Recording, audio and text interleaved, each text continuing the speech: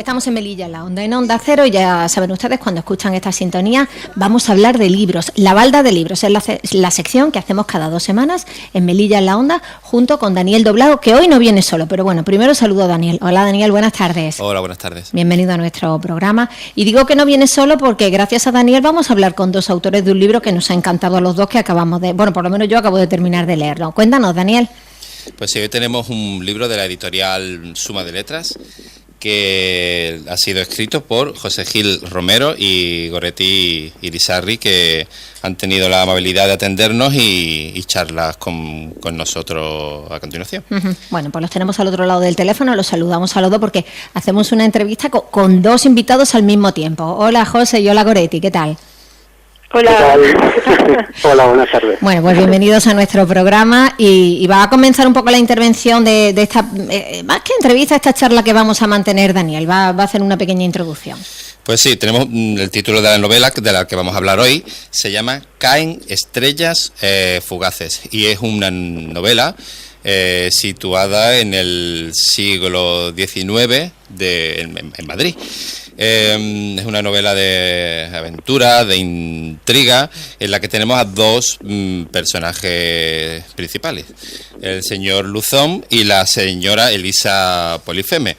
Y bueno, yo quería empezar primero saludando a los autores y segundo que nos contaran un poco por qué eligieron Madrid, por qué el siglo XIX y un poco de qué va esta novela. Para quien no haya escuchado nunca hablar de ella, se sitúe un poco. Bueno, no sé si José o Goretti, cualquiera de los dos puede empezar. Bueno, hablo yo, que soy la chica. Vale. Pues nada, la pregunta es ¿por qué elegimos Madrid? Bueno, nosotros vivimos en Madrid los dos desde hace muchos años y tenemos una visión de Madrid siempre muy del que viene de fuera, porque José es canario, yo soy gallega, y tenemos la visión un poco de Paco Masnes Soria ha llegado a la ciudad, o sea, siempre nos sigue fascinando un poco esa cosa de ciudad con pasado que tiene Madrid, esa cosa histórica como vertical de estar atravesada por muchos acontecimientos.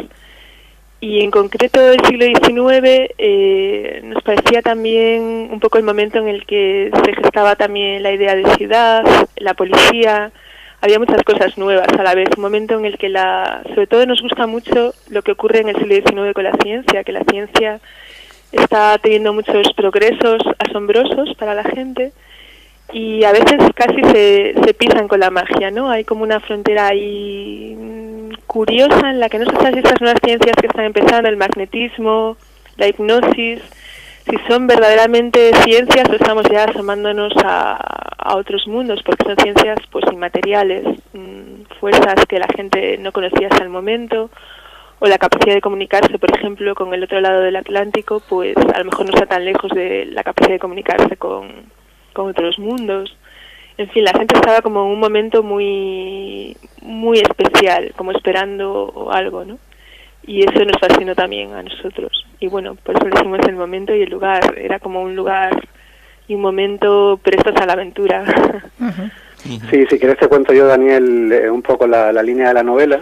Se supone que pasa un hecho inexplicable en la cárcel del Saladero, que es una cárcel a la que habían trasladado a los presos porque era un antiguo saladero de tocino, una antigua carnicería, para matar cerdos, y allí los trasladaron a todos porque hubo una peste una enfermedad y se morían y los trasladaron.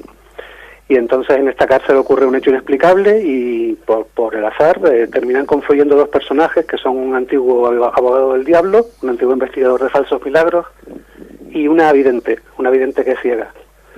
Y equivalen un poco a lo que representan un poco lo que sería la ciencia y la magia esta que decía Goretti, ¿no? La ciencia y la creencia. Y juntos tendrán que enfrentar el misterio.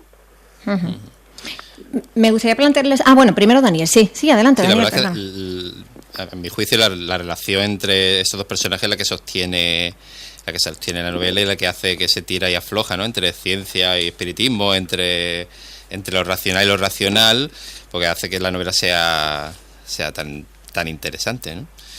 Y bueno, me gustaría comentar también que que los autores, a pesar de ser muy jóvenes, tienen mucha experiencia en el mundo del guión, y creo que eso es algo que se nota mucho en la novela, ¿no? Porque yo esta novela hace más tiempo que la he leído, pero hay imágenes que tengo muy vívidas, ¿no? Porque sobre todo momentos de acción, momentos de aventura, cuando ha habido momentos en los que los personajes están cerca de la muerte. Yo eso lo viví, y como hacía mucho tiempo que no lo vivía en ninguna novela, ¿no? Y me ha parecido algo, la verdad, fabuloso encontrármelo. Claro, nosotros hemos trabajado mucho juntos como guionistas. Es nuestra primera novela, pero claro, nuestra formación se nota, siempre pensamos muy visualmente. De hecho, pues para inspirarnos siempre estamos buscando imágenes, nos basamos mucho en la imagen, y creo que escribimos, pues lo que dice Daniel, de una manera muy cinematográfica. Casi hay travelings o cambios de plano, o hay montaje paralelo, hay recursos cinematográficos adaptados a la literatura. Eso, pues, puede gustar o no, lo hace muy original. Es una manera de narrar que yo creo que no es muy habitual encontrar. Y además queríamos que fuera una experiencia, bueno, pues intensa, una experiencia para el lector, convertirlo un poco en espectador, ¿no? En espectador de una experiencia, pues eso, que existiera una especie de trama en la que hay una montaña rusa de sentimientos y de acción, en la que se ve inmerso junto con los personajes, ¿no? Y eso nos parecía convertir la experiencia de la novela en una experiencia intensa.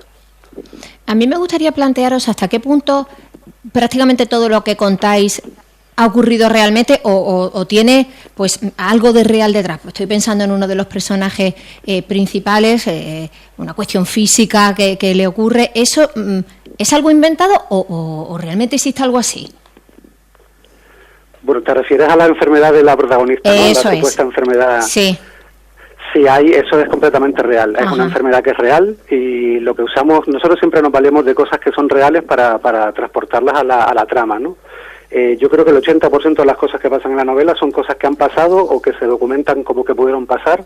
De hecho, hay muchos personajes, que ahora hablará Goretti del villano y tal, que existen de verdad. Y la tormenta, por ejemplo, con la que empieza la novela, la que da título a la novela, que es una tormenta que existió de verdad en 1859, en septiembre, está documentada. Y en fin, nos valemos de muchas de esas cosas para usar eso que decía Daniel, de no se sabe muy bien lo que es racional y irracional, ¿no? Sí, el villano que dice José está basado en un personaje real, que la verdad es que su vida fue muy novelesca, que era el Marqués de Salamanca. No sé si os suena, por el barrio de Salamanca. El barrio de Salamanca lo construyó él y le dio su nombre, lo cual nos hace una idea del cariz del personaje. Era un tipo peculiar, muy poderoso. Era amigo de la reina Isabel II, como lo es nuestro villano, que en nuestra novela le hemos dado este alter ego, el Conde del Fierro. Y bueno, casi no teníamos, en el caso de este villano, era un villano perfecto y casi no teníamos que inventar nada, porque solo había que prácticamente copiar el dictado de su vida. El hombre estuvo en los Estados Unidos tendiendo vías férreas pues en este territorio salvaje de indios. Estuvo por todo el mundo, en Londres, fue el que realizó el ferrocarril también en España, el que realizó el primer ferrocarril.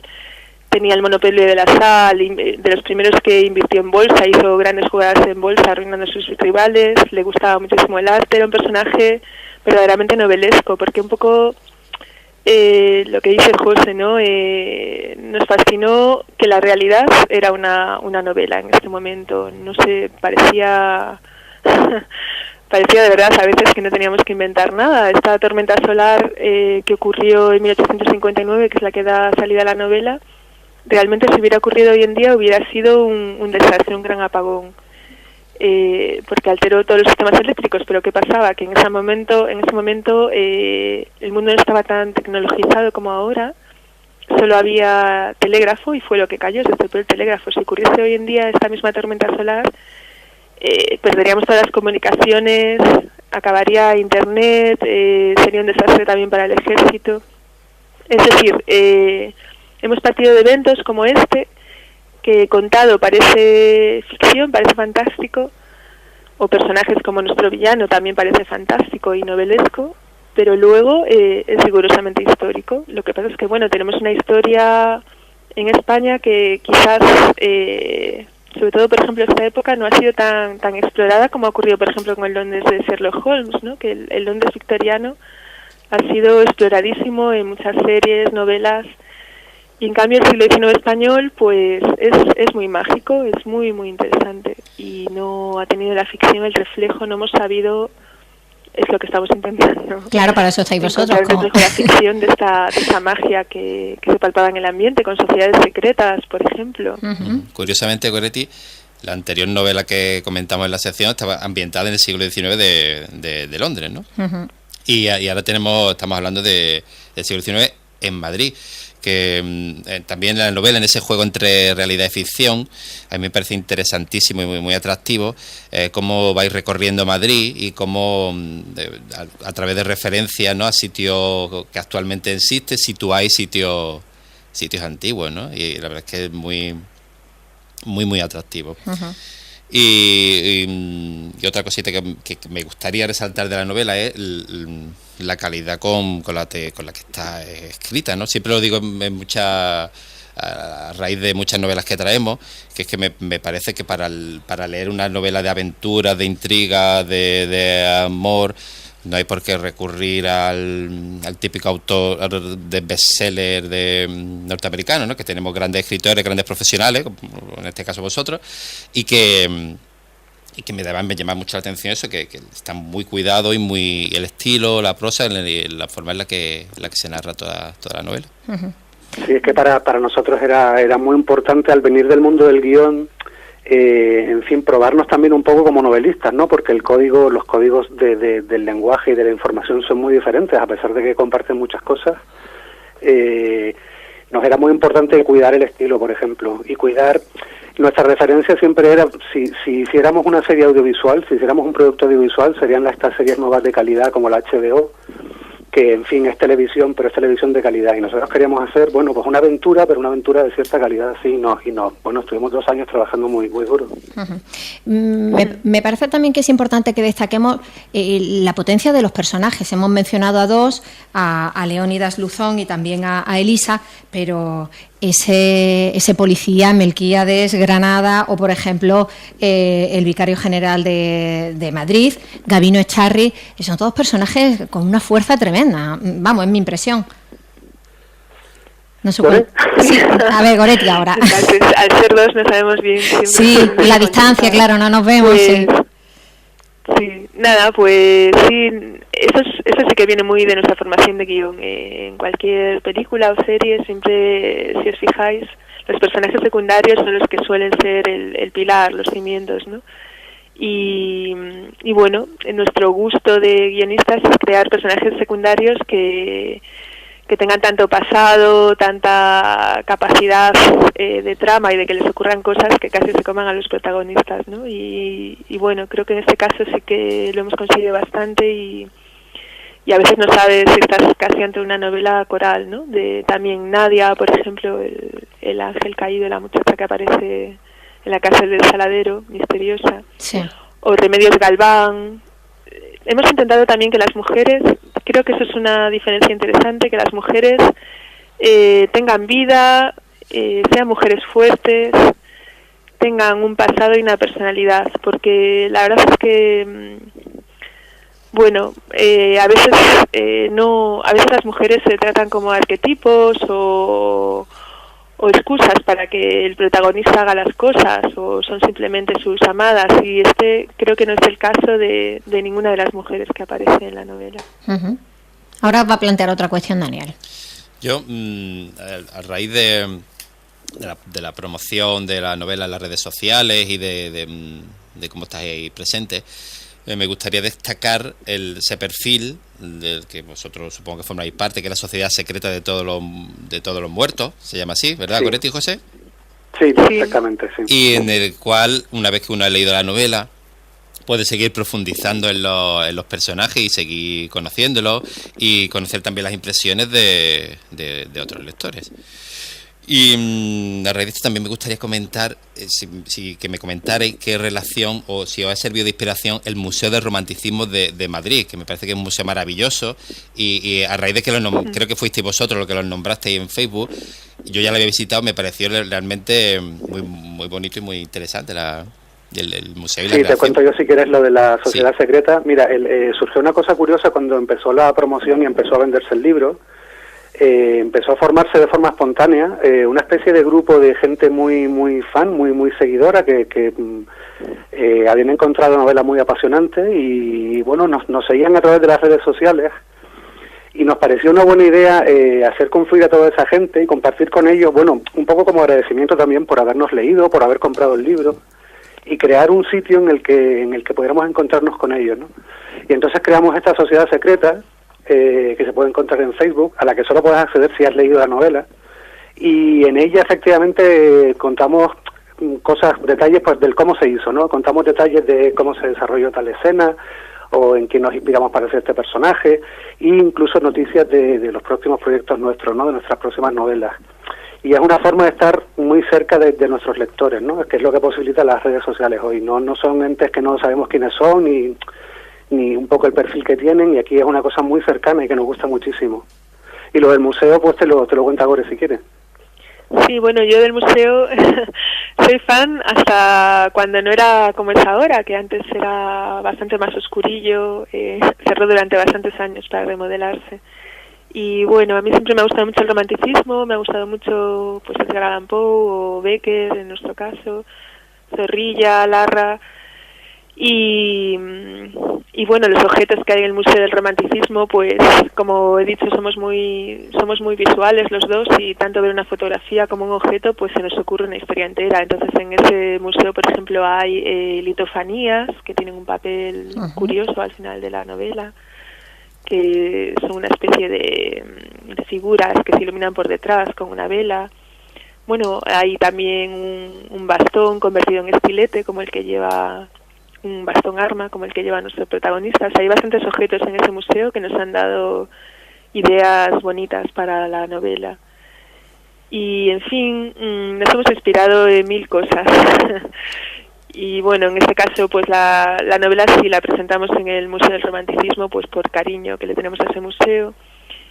Y una cosa interesante también, bueno, están en muchos lugares que siguen existiendo en Madrid, y eso a las personas que pasean por Madrid, muchos lectores nos lo han dicho, les da una sensación muy especial, ¿no? Que es un poco la que queríamos transmitir, que es esa unión entre el presente y el pasado, ¿no? Que tú puedes pasear por lugares que salen en la novela.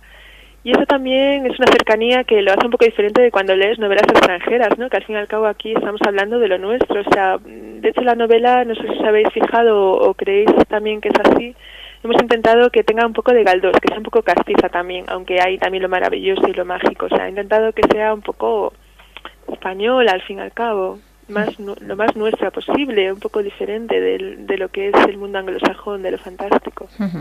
Sí, se trataba un poco de descubrir Madrid quien no lo conociera y redescubrir Madrid quien ya lo conociera, ¿no? Aportándole esa mirada, pues eso, entre Galdós y Conan Doyle que pretendíamos, ¿no? Entre el Londres victoriano y el Madrid castizo, y hacer una aventura pues muy nuestra.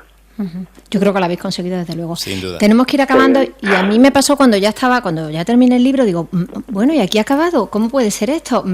Que me quedé con ganas de bastante más. ¿Esto va a tener continuación?